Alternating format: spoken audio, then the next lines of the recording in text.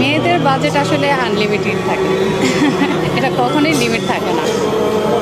দেখা যাচ্ছে যে আমরা বাজেট নিয়ে আসি, এরপরেও বাজেটের চাইতে আমরা অনেক বেশি শপিং করে ফেলি। ঈদের কেনাকাটা শুরু করেছেন, শুরু না মানে অলমোস্ট শেষ। ঈদে আপনার বাজেট কত ছিল? বাজেট 2 লাখের মতো।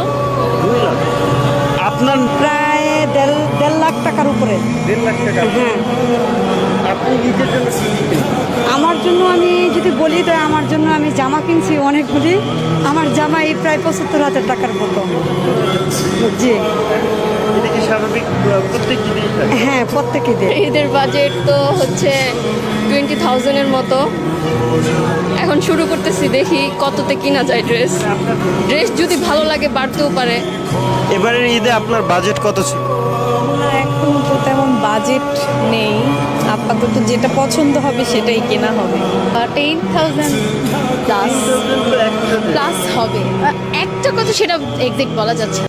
এর জন্য এবার মার্কেট কি করা হয়েছে, আগে সংসার, তারপর হলো নিজের। ওই বোর্ডটাকে নিয়ে শেষ করতে পারি না, আপনি তো নিজেরটা চিন্তা করতেছেন।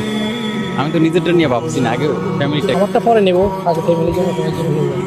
হয়েছে এভাবে আমার জন্য সবার লাস্টে নিয়ে করতে। আমি তো আর নিজের জন্য কিছু কিনি নাই, এখন এই বাচ্চাদের জন্য কিনবো, মেয়েদের জন্য কিনবো, এই একটু পাঞ্জাবি কিনবো, টুপি কিনবো, স্যান্ডেল কিনবো, এই